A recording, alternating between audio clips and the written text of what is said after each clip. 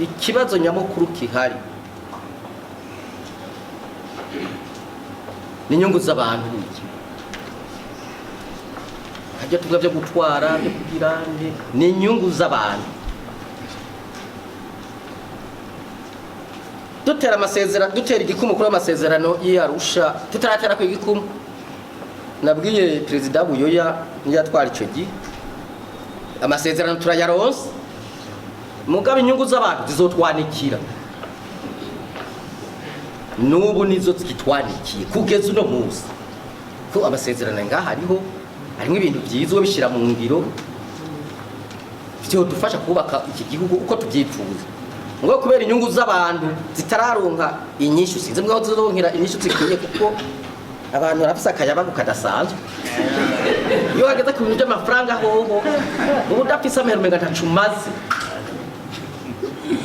ntacumaze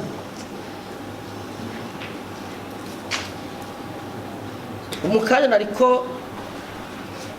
mu kiganiro n'umuvugizi wa Seni ndababaza nti none ati ko turakubitwa kugira tuje gutora tuje kwiyandikisha tuzotora ibwirizwa shingiro ati twabyisabiye dukubitwa kuki ngo dukingira mwe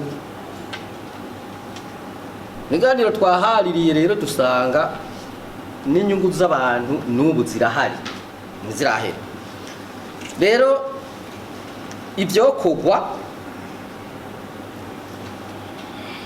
nta bishasha tuza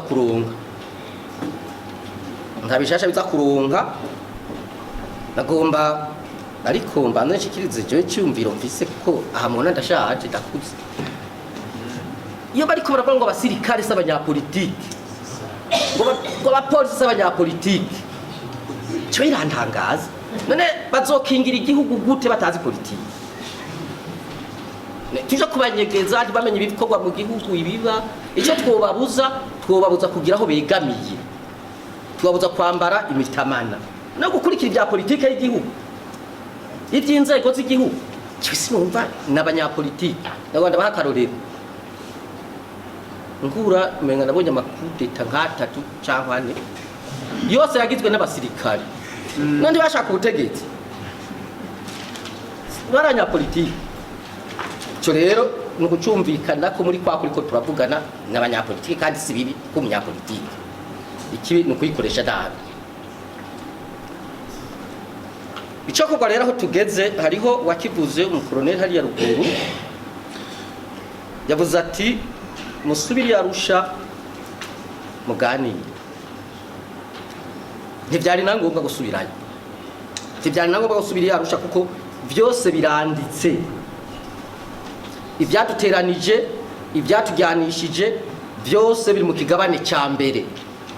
Muri ico kigabane rero byose bimaze kwandikwa abantu bacu bavuga bati ko ka gouvernement du Burundi ne commette plus les causes du conflit burundais zari zanditswe. Inyishu ziri mu maprotokole akurikira kwisunga intwari ya demokarasi, kwisunga intwari ibereye na demokarasi na bonne gouvernance, byose bitiko turavuga birimwe ibyo twavuze byose birimwe.